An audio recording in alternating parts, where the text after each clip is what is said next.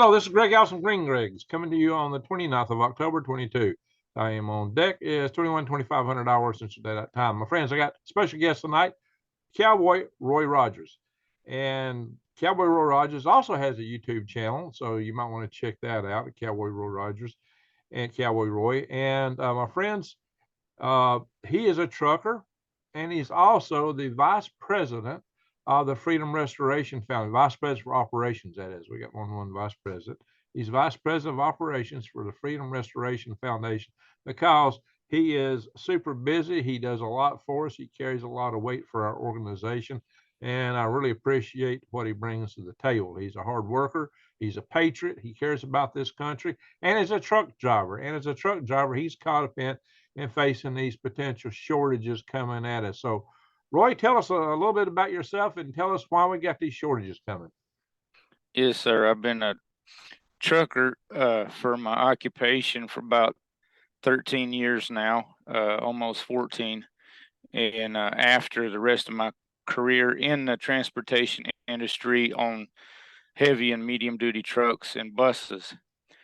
And yes, the shortages is going to cause an issue. There is concern because currently the amount of diesel fuel being produced can get us through for 25 days is the recent estimate. So don't know if that's down to 20 days, but as long as we're still producing, we may stay at, a 20 to 25 day worth of reserve. But there's some problems with actually getting the crude and then getting it refined. And a lot of it has to do with years of government regulations and executive orders and different stuff like that have taken place. While the executive branch is basically telling us the exact opposite through the media of what's truly occurring. And this has been going on since already last year. Let me ask you a question. Are we producing as much as we are consuming? Are we? No, we're not. Okay, that's it doesn't look like it. Well, in math, we call that a related rates problem. It's like you got a tank and you got a spigot pouring into the tank and you got a drain going out of it. If the drain is draining faster than the spigot is pouring in, you run out no matter what happens. It's just a matter of exactly. And we used to use calculus to solve problems like that in college. So that's what we got happening here. And so what they're saying is 25. So what happens 25 days if we run slap out, or we just have huge shortages that's going to disrupt everything? I think I'm leaning toward the latter. I'm seeing a lot of claims that, we're going to run slap out, as you say. I don't think that's the actual case. I believe people are misunderstanding the situation, but eventually we're going to be going to a shorter and shorter number of days worth of diesel fuel available. And I'm guessing it's going to be a similar situation with the gasoline and such also, because if every bit of crude that we're managing to refine is having to go to diesel, the snowball is going to go downhill no matter what. Well, considering that diesel is the fuel that trucks use to deliver gasoline to the service stations that we consumers use for the most part, then at some point lack of diesel fuel means we don't get gas. Even if it's, I'm looking at the idea that maybe it's disruptions, but the disruptions means at times gas stations won't have gas. You're going to have long gas lines. Prices will go up as prices be going up for diesel. And as all these things happens, a lot of consumer goods won't make it to the stores. Maybe some food will be rotten because they can't get it to the right place at the right time. So we may have a huge food wastage. There's going to be just all kind of problems as the supply chain just unravels because the trucks can't roll. We're so dependent on truckers. You're a trucker. We depend on you guys. Without you guys, we have huge problems in this country. What do you think? Exactly. And a prime example of that, and when a lot of people across the country started realizing that a little bit and freaking out, was here in Texas because of the constant trafficking issue in addition to the border basically being open, we had our governor with our legislators go ahead and set up our license and weight DPS officers and inspectors to work more right along our border at the border crossings, and they were going ahead and trying to inspect every truck. For one, mainly to check any junk that needed repairs, any safety issues. And I'm thankful for that because the rest of us are constantly getting inspected. So they should too. A lot of that stuff isn't as good a condition. And so if it just runs a short distance back and forth, uh, you know, the rest of us in this state are having to deal with it. Well, of course, that put a big holdup on things to the point that they took too long, and apparently there was, produce sitting too long and different stuff like that. But the corporations that were already paid for the goods are benefiting from them. Of course, they started squeaking because they were losing money, and got a lot of pushback from that, and it caused a shortage. Well, it's a similar situation. If no matter what reason the trucks can't move, it's going to cause a problem. And it's not just the trucks we're relying on for the diesel. Our big trains that are now pulling much more rail cars behind the train engines and just going slower in order to do that to transport goods. Yeah, they have electric motors to run the axles, but those electric motors are running off batteries that are charged by diesel generators. So they don't have the huge diesel engines they used to, but they still have big diesel generators that they've got to have fuel for. And we're coming up on a very high chance of the engineers shutting down in protest of conditions and so forth for themselves. Another issue is we have the Mississippi River is going drier, and we can't transport as much good on barges up and down that. But what moves the barges? Same thing, diesel engine tugboats. Mhm. So if they can't get the fuel, even if the river wasn't going low, then it's going to be an issue.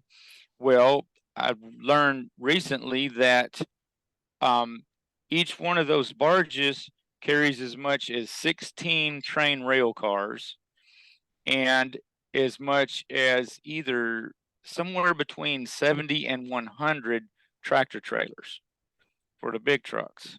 Wow. So if the river goes low enough, they cannot move the barges, and it's already being delayed because the water's narrower, then that has to go to the rails. Wait a And if minute. the engineers are on strike, then everything from the barges and the rails has to go by truck. So even if we do have plenty of fuel, then it's a manpower problem because you're trying to put all that amount of commodities onto smaller packaging and trying to get it across the highways instead of the other forms of transportation.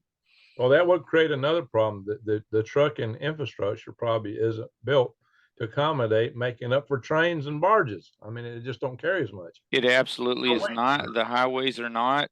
And over the last 3 years, there's been a greater and greater shortage of truck drivers. Too many people were told they couldn't work. They got the money from the rest of our income tax that we're still working and bother to work, and now they don't want to work. And it's not just trucking companies constantly looking for drivers. The truck shops are constantly looking for mechanics. It all goes together. So even without this issue of a chance of running too short on diesel fuel, we already having problems. So now it's going to compile for everything. Okay. What else goes on diesel? Our farm tractors.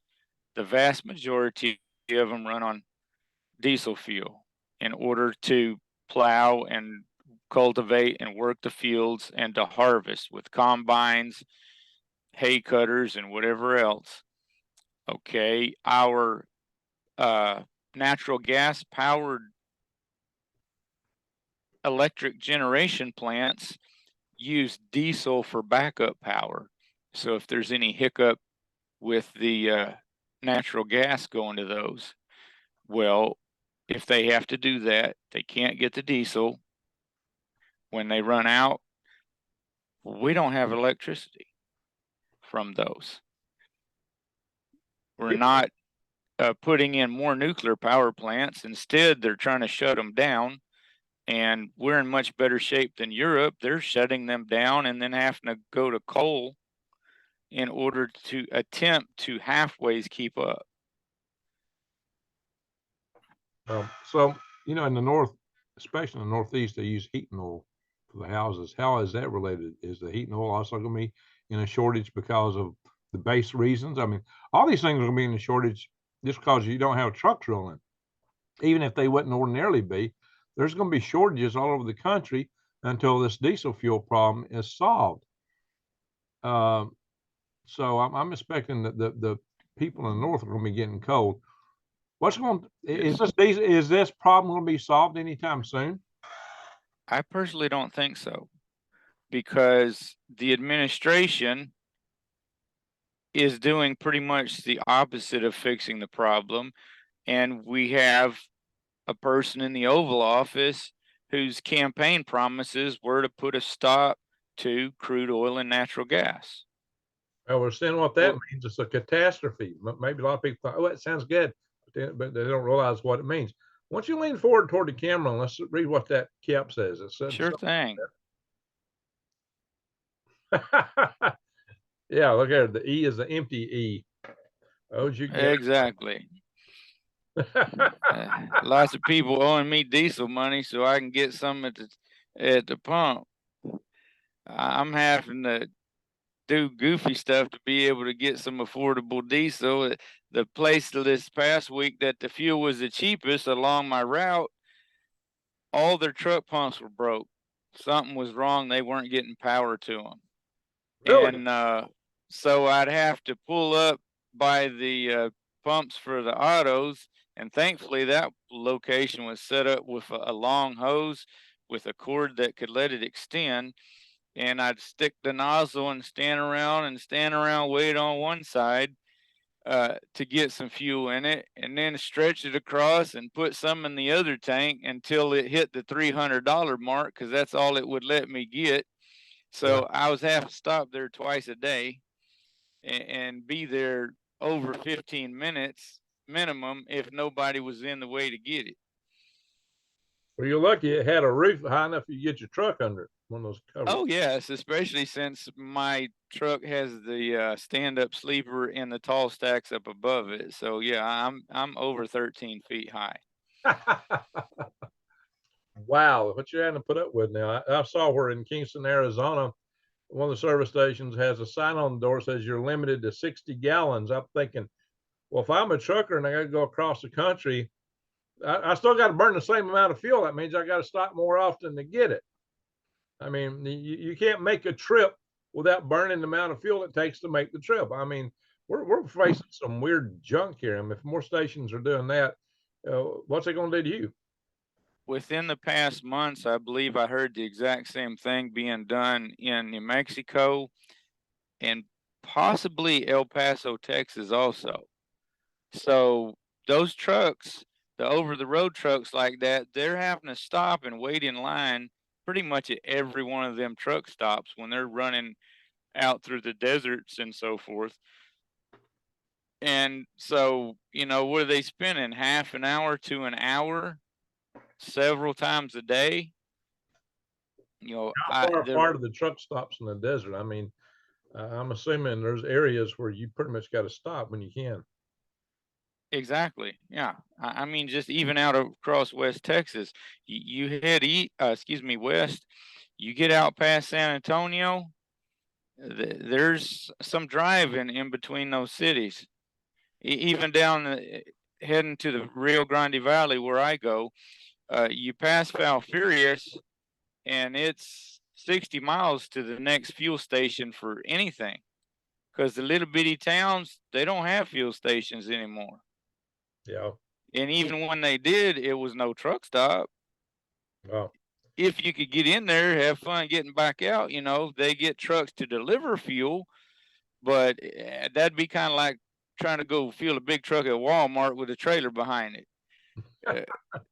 If you don't do it at 2 a.m, you may not fit in the parking lot. Mm. It's just not room.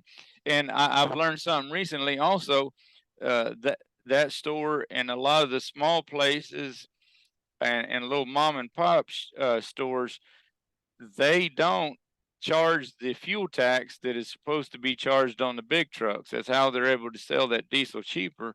So then when later on you get audited, and that becomes a big problem, that one truck driver completely unaware of the situation, because the little place had one truck pump, but they weren't paying that fuel tax, and he had fueled there a couple of times. Well, whichever authority, I forget exactly, but they charged him $1,200. Ouch. I guarantee he didn't save anywhere near that much. Bet So, not. and that goes back to the regulations on the trucking, and the regulations making issues for the drilling and pumping and production of fuels from the crude oil and the natural gas. Gets back to your cap there. One of the things is that the administration hasn't been granting drilling rights, and because they've not been granting drilling rights, we're not producing as much petroleum. Then on top of that, I'm hearing that a lot of your refineries had to shut down for various reasons, and I've heard from the petroleum industry they're not planning to reopen shutdown refineries, and not planning to build any new ones. There's not been any new refineries built since, I don't know, what, in the 70s or before then. It's been decades since any refineries have been built. And because it costs billions of dollars to open a refinery, it takes them 10 years to do it. And right now, all the officials are saying, hey, we're going to get rid of petroleum products and within 10 years. So why would somebody want to spend billions of dollars to build a plant they won't be permitted to use 10 years later? Exactly. And one of the articles we received is 14 refineries were on the East Coast, and now it's down to 7. And because of regulations, they cannot afford to build new refineries or even fix and reopen the ones that were shut down. Why would you want It's to? just not cost effective. But something about this, trying to cut back on the drilling and pumping for oil and so forth. So much of what we use today is made from crude oil. Natural gas is used to provide part of the stuff for our fertilizers to grow our foods, as you've already mentioned. And, plastic, all this plastic, the parts of these computers we're using, and these little bitty computers and all. The chassis, the plastic chassis. I mean, all this stuff comes from crude oil. and then they've been telling us, go ahead. And a lot of the pharmaceuticals people take too. Yes, sir. Yep. And they've been telling us for decades that crude oil is a fossil fuel. Well, I don't have the article available, but I think the information is through the Heartland Institute website, and definitely their YouTube channel, where they've also brought to attention. I do have a YouTube video in my transportation playlist that the first big Mr. Rockefeller in meeting told them all that this is a fossil fuel, that it comes from degrading biomass of whatever you know, through grade school, we were all told that that oil comes from dinosaurs. Well, I tell you what, there must have been a lot of dinosaurs in just certain big holes in the ground.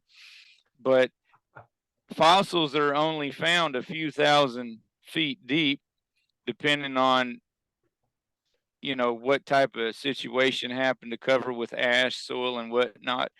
But we're getting crude oil by drilling miles deep, Well, and it's probably even more deeper. tens of thousands of feet. Well, the Russians decades ago postulated, and I've seen where Americans have agreed with it, that crude oil is produced by the pressure and heat of the Earth's mantle, the crust, on methane.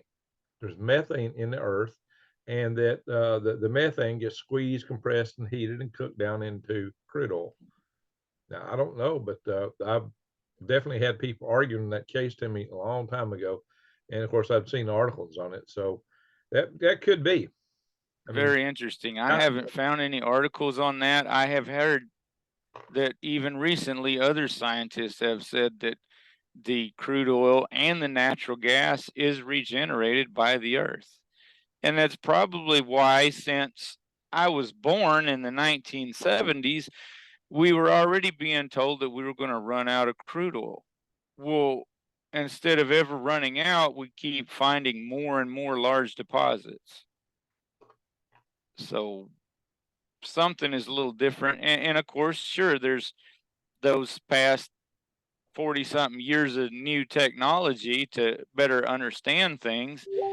But the original information put out on that was intentional misinformation for the same reason that things are occurring today, to cause some of these problems, because somebody wanted to fill their pocket. Yeah, well, I remember when Jimmy Carter back in the 70s was telling us that petroleum would run out of it by the year 2000. And that was 22 years ago, and we still seem to have plenty of it. Some reports claim that if we don't increase the usage of the crude oil, that we have like another 100 years worth for our country under our own soil. Well, under the previous administration, we were a petroleum oil exporter. We produced all we needed and we exported. Well, now, thanks to cutbacks and drilling permits, we suddenly find ourselves needing to import.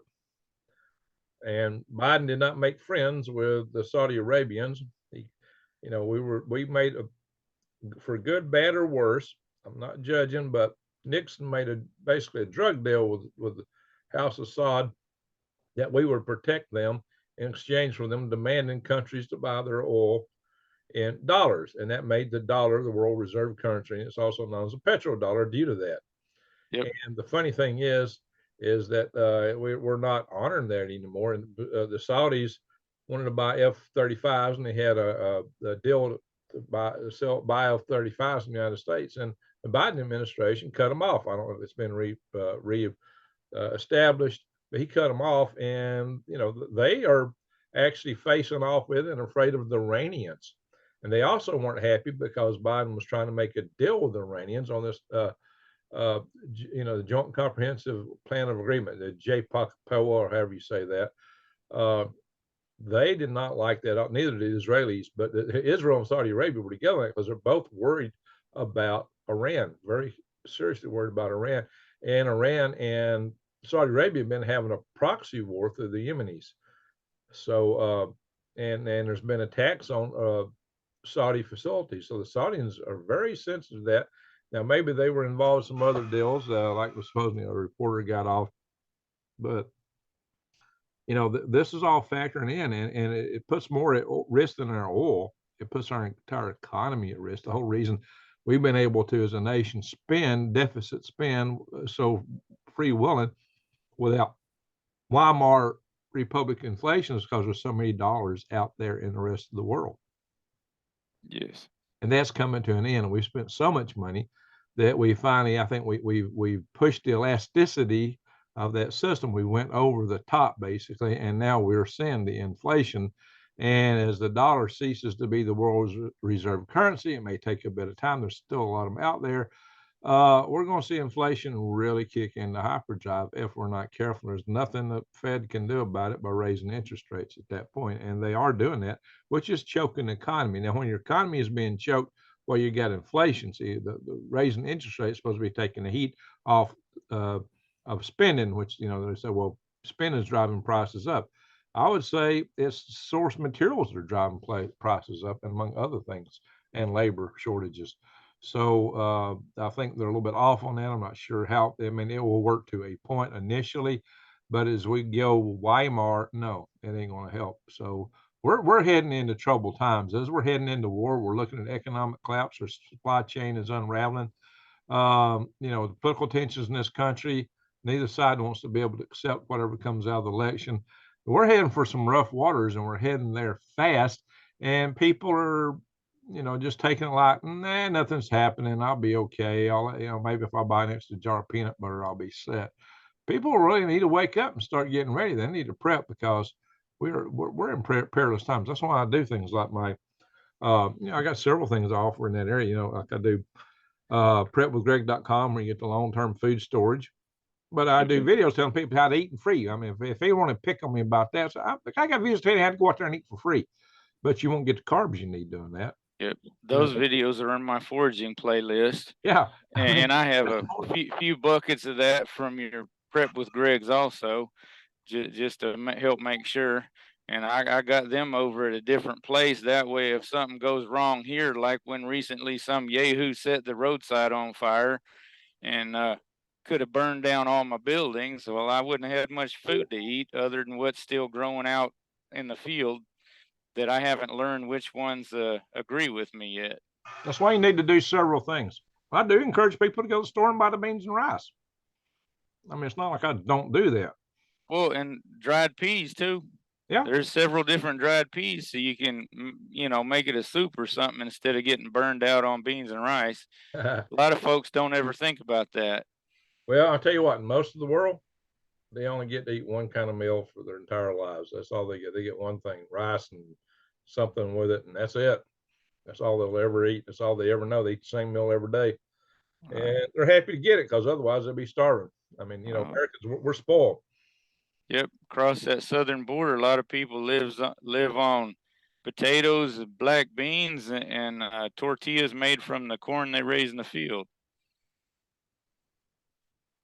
Yeah, and they're happy to have it. They're happy to have it. So, yeah, we need to be appreciative of what we've got, but we've also got to get ready for these harder times that are coming. And you know, I recommend a multi-pronged approach. Grow your own food as much as you can, and you can. I got videos showing you how to do the raised beds.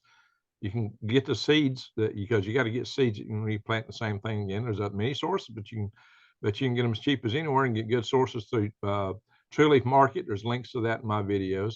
I tell people that, you know, you're not going to be able to go to stores and buy fertilizer, but if you've got worms, you can recycle your waste, and it makes the best fertilizer you'll ever see. The worm castings, and if you can breed a little worm tea up, then you're going to fight a lot of the pest problems too.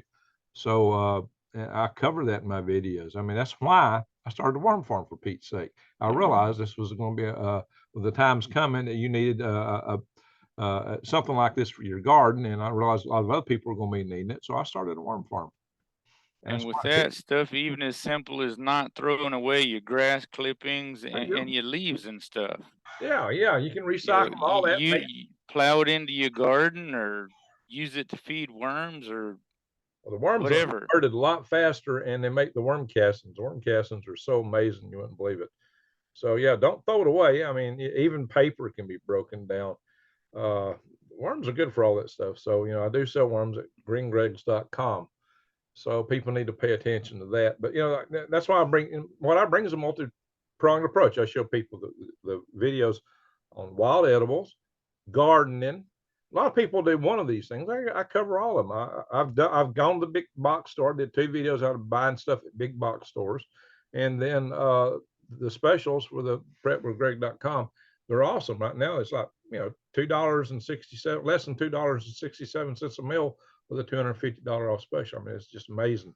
But all that said, I don't want to hammer that too much, but people need to do everything they can to get ready. I mean, you need probably some bug out gear. I don't cover that yet. I will eventually, but there's many sources that you need to watch my videos on nuclear survival, because little Lord knows what's coming at us.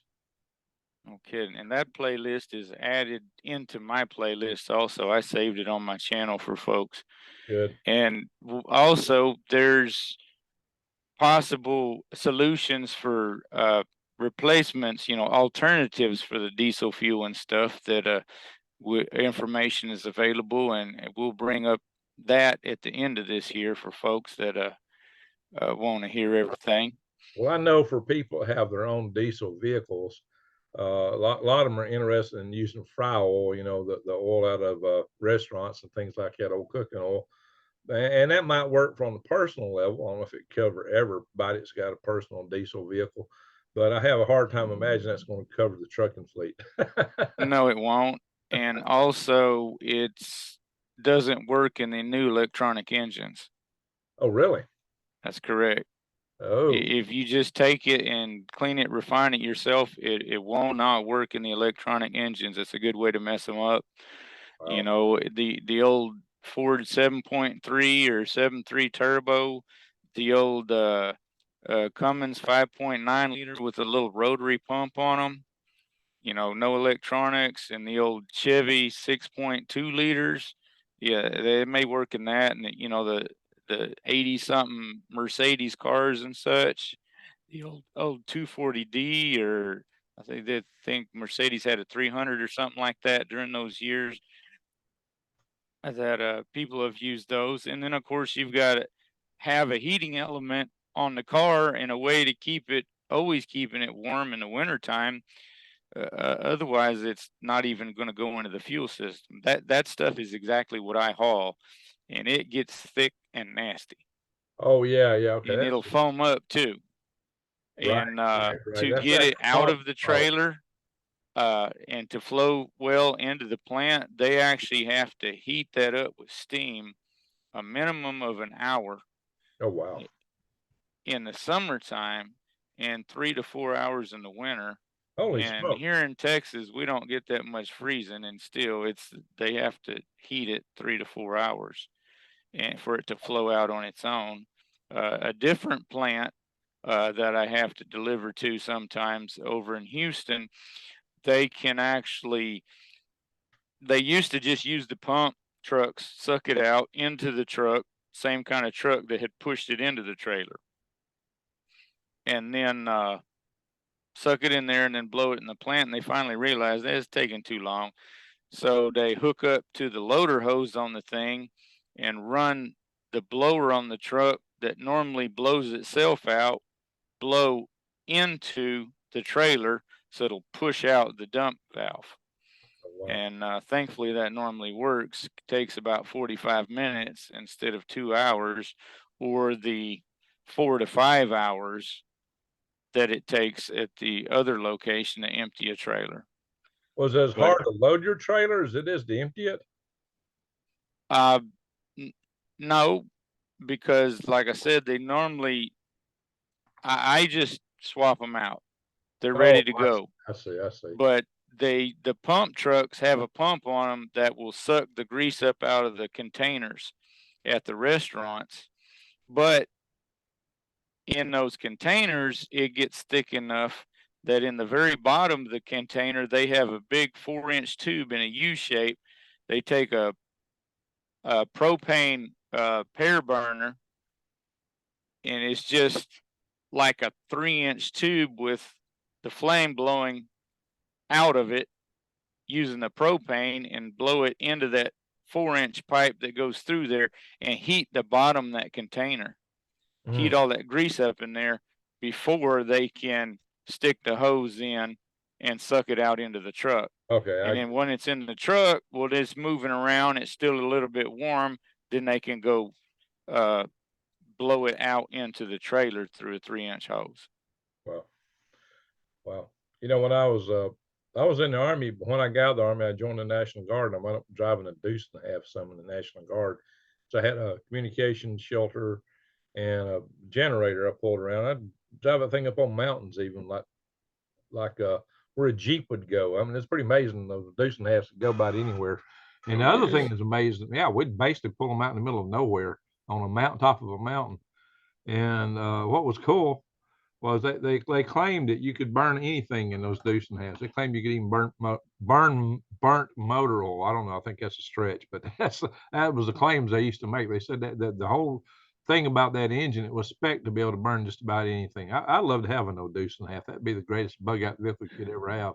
Because They've gotten a little pricey to purchase. yeah, I've noticed that. Surprisingly. But that's probably why. Because but I'd love to have one. You know, I've driven them, and you know, I swear it was driving up, you know, just washes and such up a mountain, and setting up on top of their communications antennas. So it's pretty darn amazing what those things can do. You know, they're a good sized truck. You know, 2.5 ton truck. I got my own 2 ton truck with a 20-foot bed on it out here. But so I'm just really impressed with what that deuce and a half could do. You know, but now, yeah, my truck out here ain't all wheel drive like the deuce and a half, or at least not, you know, don't have as much drive option. That deuce and a half was an amazing vehicle. But oh yes, those are 6x6. yeah, let's get back to it here. What people have got to face and realize is this. It looks like from what you said that you don't see any relief, and how can you when the root problems aren't solved? The root problems of that nobody's wanting to build or reopen refineries. We're shutting down drilling. Our so-called partners don't want to play ball with us anymore. And mainly that's because of who's in the White House. I mean, they actually, you know, the Saudi prince actually came out and personally said he preferred Trump. He actually said that. You know, I put that. You know, I got another channel called Swivel News. I got 2 Swivel News channels, one on YouTube and one on Rumble. But on the I've been doing limericks and poems on the one on YouTube, and I talked about that and I mentioned that, and it's actually that's what they said. That may be the same Saudi prince that actually was doing a bunch of work, foreign relations with Trump, going to other countries Well, for the Trump administration. Yeah, well, back and when helping working deals with, and not only just Middle Eastern countries, but others as well. Yeah, and when gas prices were going up when Trump was president, he just called Saudis up and he said, "Bring them down," and they did. But you know, they don't even want to talk to Joe Biden. But you know, this guy, our current president, ran for office saying that he was going to restore international relations, that things would be better. He said the previous president was a train wreck on international relations. Let's say the previous president got Kim to stop launching missiles. Putin wasn't going to invade anywhere. And no. So let's see, we're on the verge of World War III. Our country's falling apart. Inflation's going up. And, you know, he's got some disapproval rating, but holy smoke, it's, you know, not anywhere where you would think given the condition we're in. I mean, we got domestic strife out the yazoo. But, you know, it's things are pretty serious right now. And if somebody can't get the idea, looking at the gravity of the times we're in, I mean, we're talking about no matter what happens going forward, if you can't get the fuel, if you're going to have roving outages or shortages of fuel, you're going to have all kinds of disruptions in what you get the store. It hadn't hit yet, guys. So if you're listening, you better start stocking up now. Go to the store and buy that extra can of soup, buy that extra bag of beans, peas, rice. Watch these videos on wild edibles. Get you a book on wild edibles. And I say do both. In the video, you can see it. You know, you can see what it looks like. Books sometimes aren't as good about that.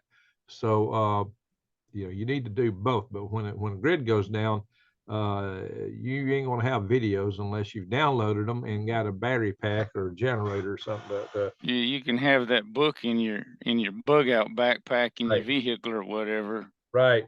And one of these days I'll probably do some books on some of this stuff too. But you know, guys, you got to get ready. You need to download manuals, the tech manuals on the nuclear preparedness. Watch my video. I talk you through it. So if you get the book, you'll have a better appreciation for it. But my nuclear bug out, my nuclear survival videos, They only got about 4,000 views. I mean, that's some of the best concentrated information you're gonna find anywhere on YouTube. I don't think any prepper channel, even the ones that are 50 times bigger than me, go anywhere near the depth that I go into in covering that stuff. The So government agencies and news platforms absolutely certainly aren't. You cover more in regular videos that are on wide topics than what them poor people in New York are being told. right, oh yeah, they're being told to just pull off your clothes and stand in the middle of the room and you'll be okay. But think about this. They're telling them something. You don't see anything like that in the South. So I guess they're just throwing us under the bus. they want New Yorkers to I guess, or they figure they know where it's going to land. well, don't know. I would submit that the first thing they're going to attack is our strategic force. Oh yeah, I just did a video and I haven't posted it yet. I'll post this one first, but guys, stay tuned. I've just done a video with the good news and the bad news about nuclear war. Yeah, the good news and the bad news. So I'll save that for that video, but you got to see it. The good news and the bad news about nuclear war. So that's coming up. I recorded it outside. I just haven't uploaded it, but I'm going to do this video first. So this trucker strike is on us. It's going to not trucker strike. This fuel shortage. Yeah, there may be a strike. There's a train strike coming. So Cowboy Roy talked about the barges, the river running low. That's going to impede barge traffic no matter what. But those barges are still run by diesel too. The trains have got diesel in them, and like you said, if even if they have the fuel, just the fact that they may not be able to run due to the river puts more stress on the trains and the trucks, and there just isn't infrastructure in the system to cover that. When you look at how much more the barge carries than a train car, how much more a train car covers than a truck, and these are all more energy efficient. It's more energy. The most energy efficient means of transport in the United States is by water, by river. Second most efficient is by rail. Well, steel rails, you get very little resistance between the steel wheel and the steel rail, and things move easily. But a truck's got to do a lot of stopping and going to deal with traffic, rubber tires, to handle the road conditions, and you just have a lot made out of crude oil. Yeah. Well, and so you haul the used oil. You're hauling the used fry oil back to. Yes, and that stuff is not only used to make biodiesel. It is also refined enough to make jet fuel. Oh wow! And hand sanitizer, alcohol type products, and even cosmetics. It's just the place I take it to, they clean it up to different levels, and it's either hauled by truck to a nearby rail yard if the rail sends any rail cars for it to go on, which often they don't, or they send them back loaded once. Well, you say it's used for cosmetics and what else? Hand sanitizer. Yes, sir. So we're washing our hands in used fry oil. And that's why the lady's so shiny. Good old chicken grease. Honey. But you look so I good. You're making me hungry to look at you. Chicken grease on your cheeks. Yeah.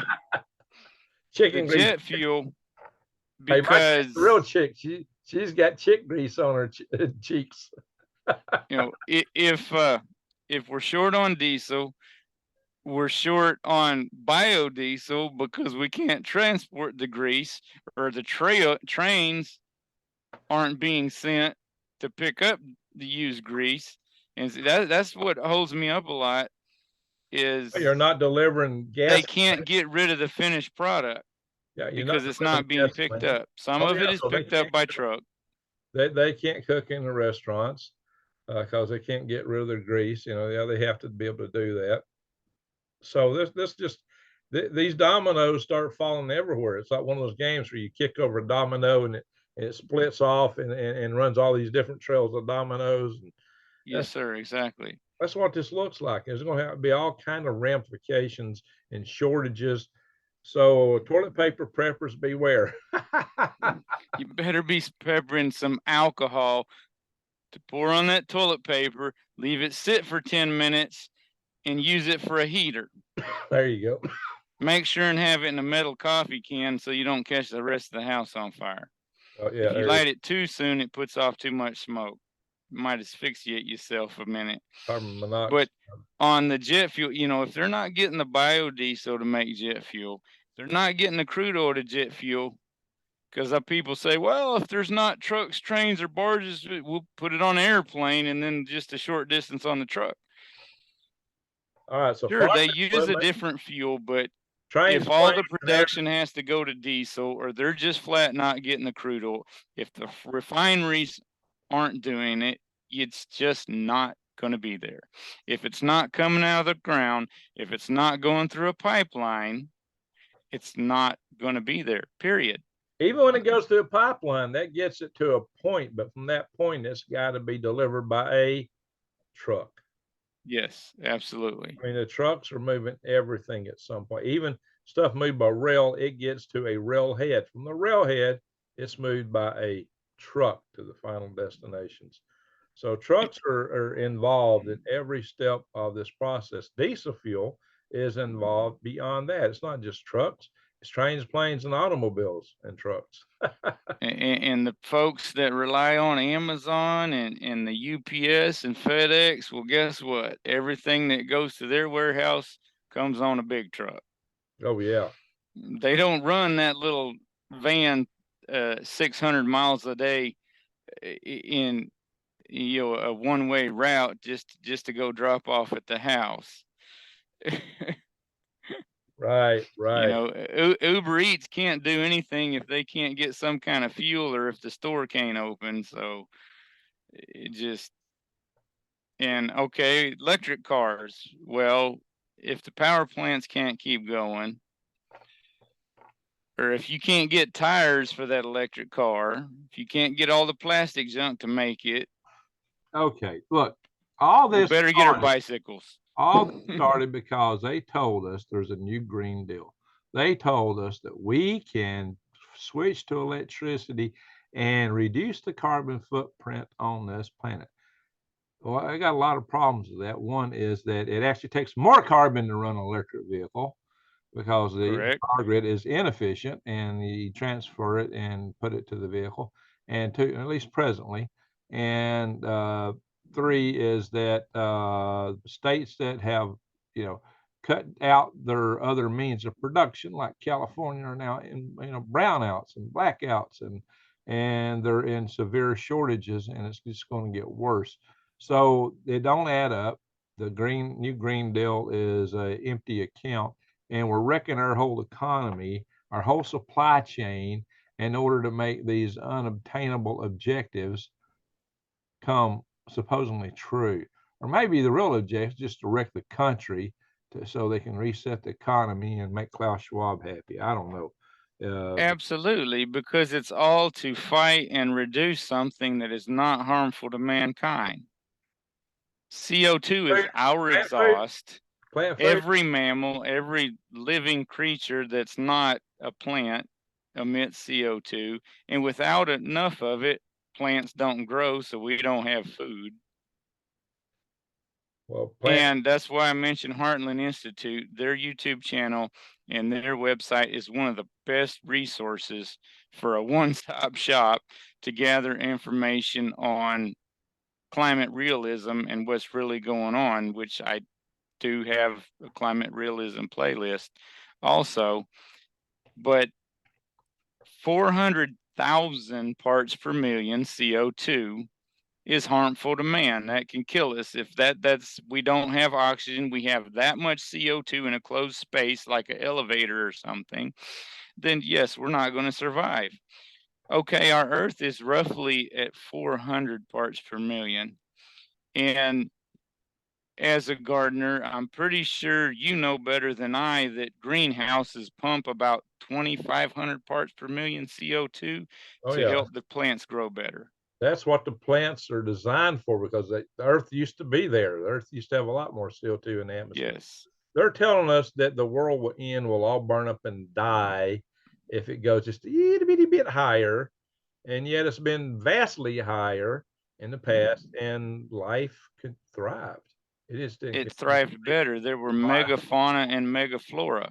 bingo, life thrived under those environments. So, I'm having a hard time buying what they're putting down. It's just hard for me. Of course, we're not careful, we'll be accused of misinformation, but we know that CO2 levels were higher. We know life existed. We know life thrived. I mean, so how in the world can they turn around and say these things? I'm just asking the question. You know, how can they say these things? And if they want to say, well, the science. Well, I know some climatologists. Climatologists I know are John Christie and Roy Spencer. They're right here in town. I've met them. Yes, I'm acquainted with Dr. Roy W. Spencer. Yeah. And he's the one that convinced me that the modeling that they use is wrong. And he explained it. And he's the one that taught, because Alaska has actually kind of warmed up since I lived up there. I was in danger of falling into the trap that these guys are putting out there. And he's the one that taught me out of that. So, and that is the science from the guys who monitor the satellites around the world and look at the true temperature data. So, I don't know. It's interesting times. I really worry about the times we're going into, Roy. But the bottom line, what this video is about, we're not trying to. And look, if you're worried about carbon, build my universal habitat. You'll have zero carbon footprint. There ain't nobody putting any ideas out there like that. I mean, I've got that solved. If you think that's a problem, but I would go into that for other reasons, not to lower the carbon footprint. But that habitat, you're gonna have zero carbon footprint. There's other reasons I advocate it. But I got the greenest concept out there. I mean, it cut down the need for transportation, cut down the need for infrastructure. You produce your food at home. You got everything you need at your fingertips. But they're not going to promote that because it ain't about being green. It's about control. And they probably won't even like my concept because my concept gives you independence. That's the last thing they want in this world. Exactly. Because you can't control independent people, not as much, especially if they don't need you. They want us to own nothing. Bingo. To need. Have no privacy. Bingo. So and we're just supposed to be happy as a clam at a clam bake. Yeah, exactly. The clam at the clam bake. I think you got it right there. So I don't see any other way it would be. And they're thinking that everybody's just going to be happy going along with this. Well, they got half the country going along with that. Half the country has fallen in to hearing this so much on the news media that they buy into that. But some of the rest of us are just not there. Yes. Well, and this is for the global warming, and the global warming is supposedly caused by the increase of CO2, which actually CO2 follows the increase average global temperatures. Hey, wait a minute. I'm a big supporter of global warming. What are you talking about? Oh, yeah. Lots of worms. But the sensors, the sensor stations, Anthony Watts, and I forget the one website he works with. He's one of the members of the Heartland Institute. Their team has gone out and also worked with other people and gathered information on the actual temperature tracking stations. Because even I am constantly, people tell me, oh, it's warmer, it's warmer. No, it's not.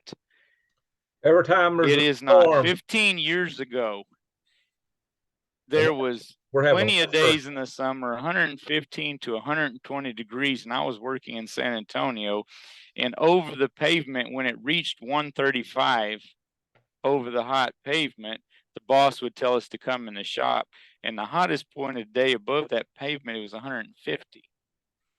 Well, those sensors that are in the cold climates that weren't working so great anymore, they just shut them down, quit using them, quit taking the information from them.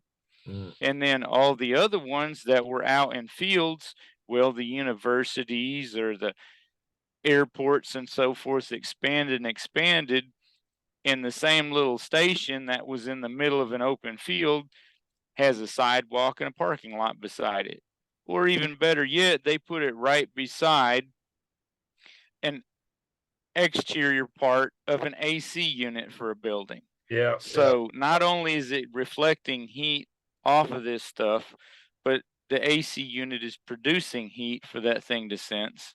And then there's all the concrete, asphalt, and brick around that absorb the heat during the day, so the nighttime temperatures on the sensor are not reducing. So they say, oh, well, it's hotter. It's, it's not cooling off at night. No, the night's cool. I'm out there with a jacket, people. It's chilly. But all that is radiating from the stuff that is way too close to the sensor. And sometimes they are out in the open, but they've got a 4x4 concrete pad underneath them. So the sunlight reflects up off of it during the day, and it builds up heat, and it radiates that heat at night. That's what stone earthware does. That's why, I'm fond of putting that in the walls of my universal habitat. That's why they used to put a brick underneath the wood stove and stick it underneath the sheet before getting in bed, down by your feet. Yeah, or stick a hot potato somewhere, right? That's when you have hot potatoes. But anyway, yeah, we got to be careful here. We're telling too much truth for this platform. I may have to put this on Rumble. We got to be careful how far we go along here. They can't handle it. There are a number of different sites that people can verify the information. I emailed you those. We can browse through them. These platforms, it don't matter, to be honest. You know that. Yeah. Oh, look what they're saying. Snap. So we got to be careful. But I do have a Rumble platform, so we can go there and say what we want to. But when it gets to being monetized, they use PayPal. Is that really Rumble? Oh my gosh. So yeah, there's no free lunch in this country, is there? We love PayPal. They want our money. Yeah. But they won't send us any. What a pal. Anyway. I've used them for years, but now I've got to seriously reconsider. Yeah, I got to find an alternative for my business. Not there yet. I got to do some digging. But anyway, I just tried to take some measures to protect myself from them, but I won't disclose that right now. But Roy, we got a lot for people to consider. The bottom line, though, is prep. Get ready, because we got a lot of disruptive things coming at us. The fuel being a huge one, inflation being one, the economy, civil strife over the elections. It don't matter who's going to win. The other side's going to throw a fit. So we got that. We've got the potential for World War III right now. I've never seen so many bad things. It's like, they talk about it hitting the fan. Well, it's like there's 24 fans around us. It's about to hit all of them, and all the fans are pointed right at us. Well, personally, I don't think it's fans. I think it's fertilizer spreaders. And they're overloaded. They've been overloaded with manure for years. Ain't that? And they're about to engage that PTO. Must be coming from all the politicians. And it's liable to look like over there in which European nation is that them poor farmers are having to protest against their government and take the tractors to the Netherlands. Netherlands, yes. One of the big agricultural countries. The liquid fertilizer spreaders. There you go. Yeah, you can spray that stuff. Anyway, yeehaw. All right, Roy. So what's the solutions? Well, like you said, for one, prep, there is some alternatives. There's been more research into using hydrogen as a fuel, and there's some vehicles and helicopter that run off of that. I'm sure it has to be well contained. We could remember the old Hindenburg and whatnot. hydrogen powered blimps that kind of combusted. And for years, people have been trying to work with producing hydrogen from water on trucks in order to have hydrogen injection to help improve the fuel mileage. A lot of them went away from that. I guess they thought it was too much trouble. And there's lists of stuff available about that. And I had actually, the little trailer I put out earlier on my channel, I put all those links in the description.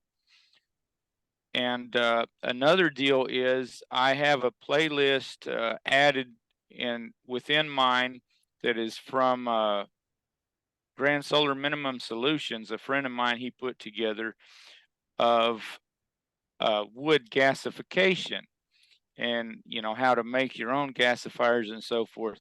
I don't know that that will work with diesel, but you can do wood gasification for your generators and small engines.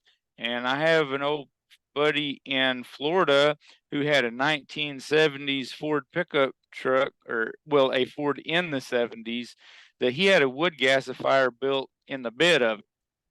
And that's what it ran off of. He'd have wood burning in that thing in the back, and the line going up to the carburetor, just like if it was running off of a propane tank. Like the one I got off of a truck recently, the propane kit.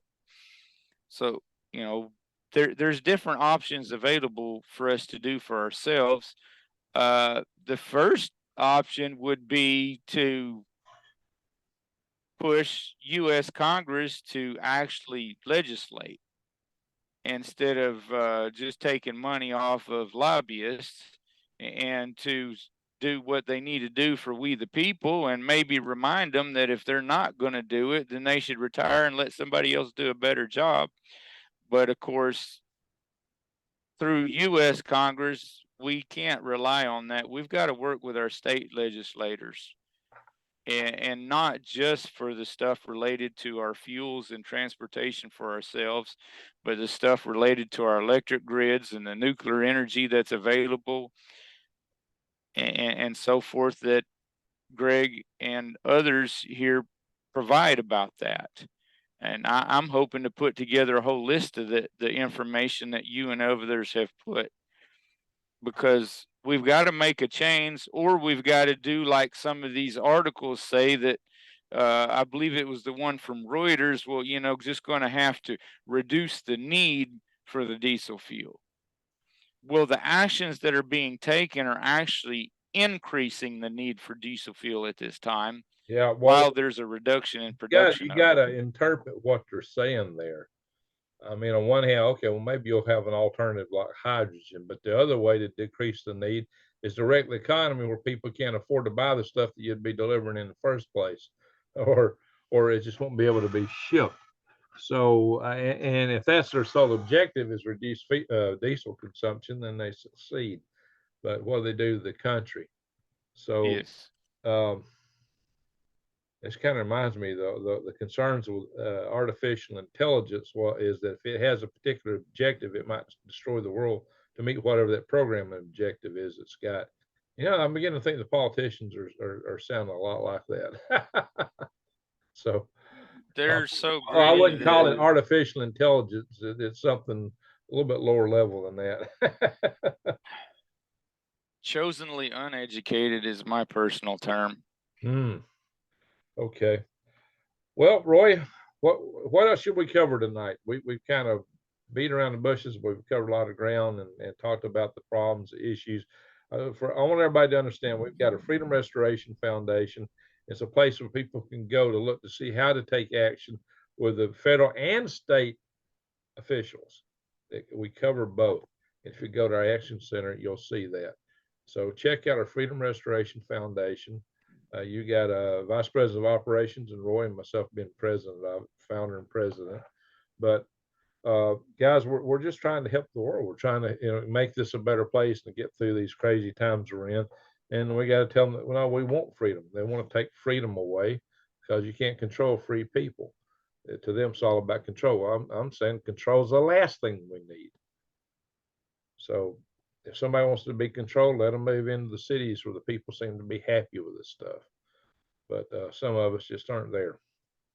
So, Roy, you got anything else to say? Well, they want us to use electric vehicles. They are working on producing electric trucks, even fully automated electric trucks. I've seen Volvo has produced a prototype that looks like just a yard dog thing, a single axle and no cab on it. Yard dog. Hey, by the way, Just yeah. So by the way, little funny looking thing that it doesn't fly yet, but it's kind of something like you saw on the Jetsons, except for it don't fly.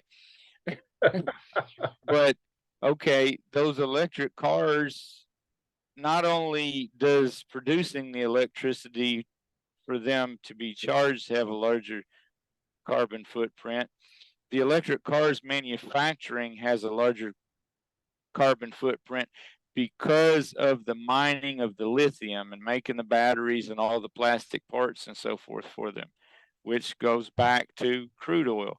They need that to make the parts for the car, tires and everything else. Okay. And as for the off-road stuff, to produce electricity to charge them, they're wanting to use wind energy.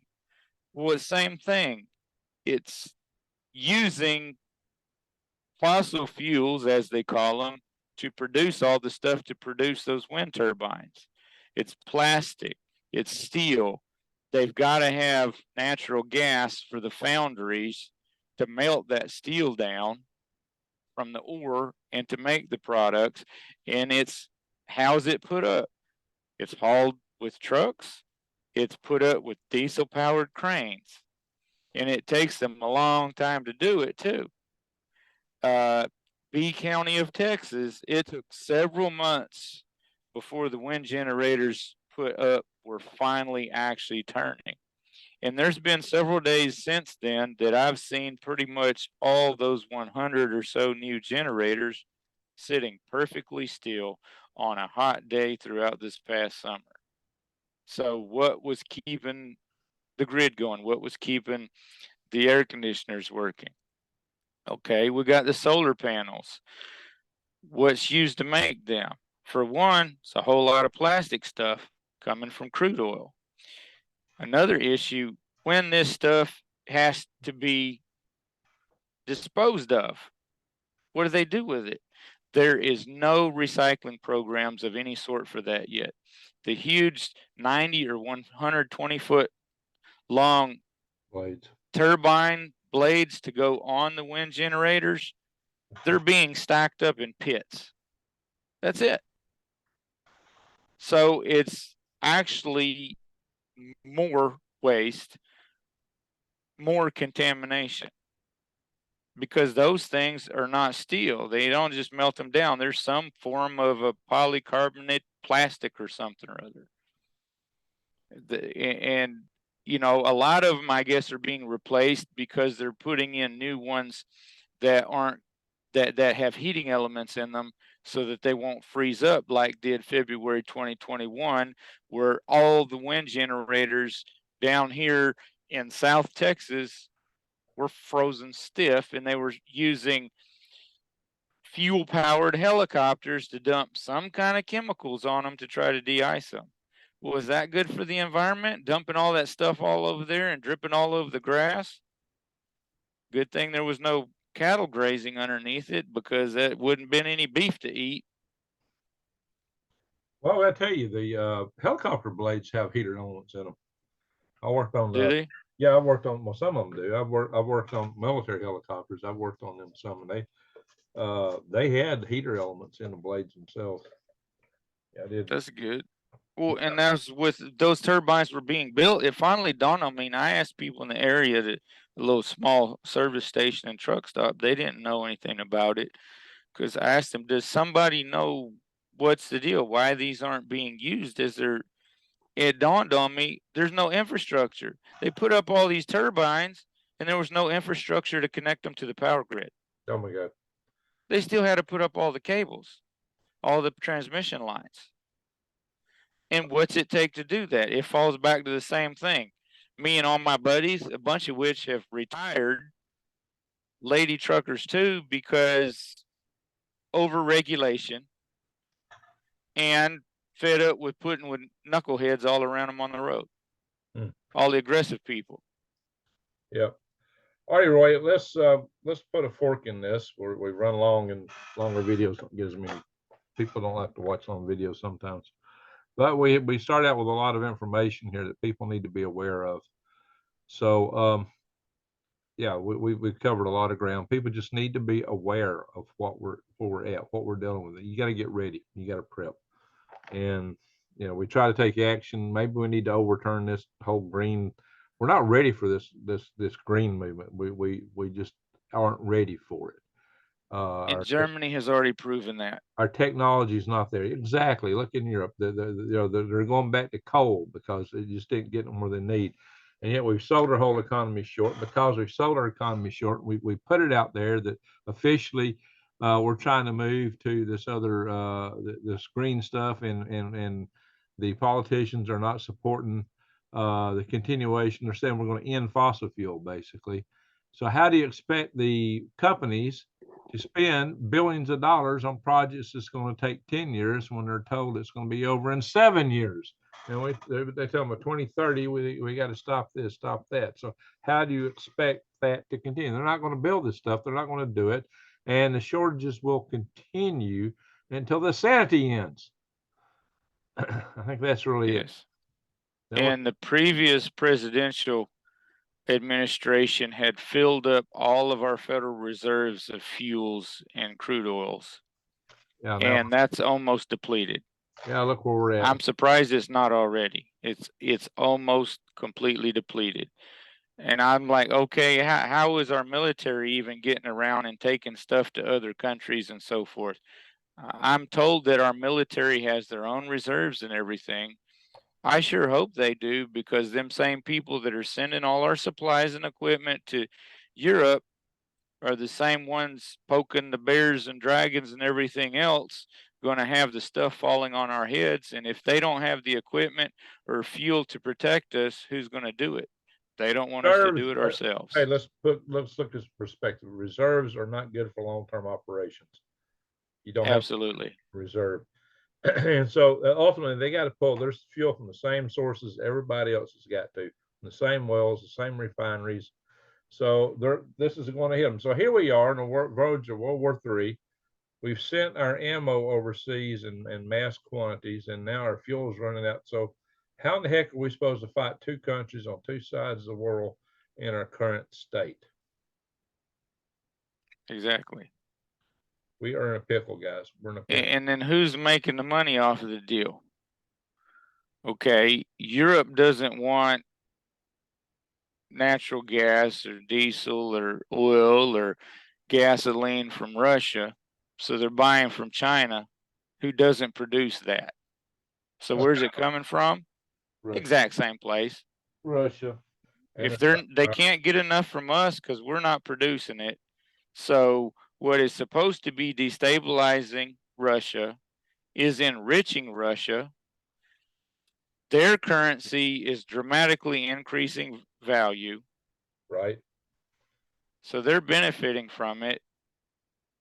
And how the members of the Forum of the Economy of the World are benefiting, I don't know. It seems like they got the biggest thumb on all this different things occurring. But, I do notice one thing. When we're told to rush to buy things, for example, the toilet paper preppers, my first questions, and then the stuff with the medications, the questions keep popping in my head. Who just invested into that? Which of these people who think they're elite, which of these politicians, which of these people have just invested into that, and now they're telling everybody to go buy it? Yep. A lot of the things that have come up, I've got videos on the diesel exhaust fluid. I've got videos on the additive for the engine oil for the diesel engines. yes, there's a bit less. This is true. But I dug deep and disproved half the claims about all that stuff, and it's still available. Not as readily available, but it's still available. Who is profiting off of the fear mongering? It ain't you or me. Nope. Nope. It is. All right. You know, thankfully, we now get a little bit more pay for the loads than we used to because it was finally renegotiated after many years. And my boss was anyway still gradually increasing my rate a little bit. So after that, he was able to increase it a little bit more. I earn, I earn more than twice as much as I did when I stopped mechanicking and went to driving truck. But the cost of living is increasing 10 times. Right. So, hey, where I'm at, where our contracts got us held down for a few years at a 3% maximum pay raise. And I doubt if I'll even get that this year. That's all I got last year. And it's like, really, how do you make ends meet when inflation is so outstripping your base pay? I mean, I get paid well, but I got debt and other things now. So, it's tough. But anyway, Roy, I think we need to run here. yep. Closing word. What? I said, we need to run. We need to scoot. You got a closing word? Run fast, get it while it's available and you can afford it, because even if you don't have to use it, it's going to be an investment. Get it while the getting's And good. speak up for ourselves. There we go. Now, be heard peacefully. Peace. And prepare to defend yourselves if necessary. Amen. Do that quietly. Amen. Yeah, the tensions are off the charts. We hope. Because people going to be taking fuel. Huh? People will be taking fuel, drilling holes in bottoms of tanks, and who knows what else. Well, just go watch Mad Max. So here we are. The Mad Max world is coming. Maybe that's what I should name the video. And the Book of Eli, and related to the nuclear type stuff and what that can look like afterwards. Yeah, well, that'll be my other video. All right. Man. As long as we don't get to Soylent Green, it's all good. And what year was the movie Soylent Green set in? 2022, is that correct? Yes, it was on their poster, the movie poster. It says at the top, it's the year 2022. Well, it was pretty prophetic. And now you can buy a drink called Soylent. Comes in different colors. So there you are. Here we are. And a last word is, I guess, if people, for their own fuel consumption, get the foot out of it a little bit, quit flying past people and cutting in front of them to slam on the brakes, making them slow down and have to throttle to get going again to burn a bunch more diesel in that big Peterbilt. Well, maybe there'll be a little bit left at the pump still. Well, I know that's rough on you trucks. I know that. All right. Yeah. Well, people are idiots when they pull in front of a big truck and down for their brakes. It's all you can do to keep from killing them. I know. I thought I was going to run over a woman one day, stopped in the middle of the interstate just because we had a little shower. It wasn't even a hard rain right in front of me. And I was pulling a load from South Georgia. I'm just glad I was able to stop. Were they lock it up for a squirrel or a lizard or something? No, it came a little shower, so they thought they had to stop completely in the middle of the interstate. And it's like, yow. Yeah, when you're pulling a load, you can't stop like that. And they stop, and they're right in front of you, and they stop. It's like, oh my God. Anyway, alrighty. I don't pull loads as big as yours, but I was pulling a load when my 1-ton truck had a trailer it was actually overloaded. I tore the axles up in that. Wow. Those smoothbore tankers that aren't fully loaded. Yeah. When you try to stop in a hurry, all of them tires might stop moving, but when that grease hits the back of the tank and then it comes flying forwards and hits the front of the tank, that truck's moving. Oh yeah, it's like a hammer. Yeah, I guess. Even on dry pavement, I it'll bet. still move some too if it's bad enough. I bet. I bet. Yeah. I Guys, get whiplash. do not pull out in front of a vehicle and stop. A truck of any kind. All righty, Roy, I really appreciate you, man. Thank you also for everything that you do for everybody. I'll put a link to your channel in the show notes and in the pin notes, so everybody can check out. Look, go check out his channel. He's got a really good channel on YouTube, so everybody go check him out. He's a good guy. He's a patriot. Cares about our country, and he's a trucker. He's the real deal. So we got to care about our country because the youngsters, they need a future. They hate our country. They are the future, and they need one available to live. Bingo. A lot of people now are taught to hate this country. I'm not saying that we've been perfect, but if you're not careful, you're going to wreck everything, and we won't have a future. So we need to come together and figure out how to make this thing work. And that's when we got the Freedom Restoration Foundation. All right, folks. Roy, thank you. And I want to thank everybody for watching. And with that, I'm going to say, Greg out.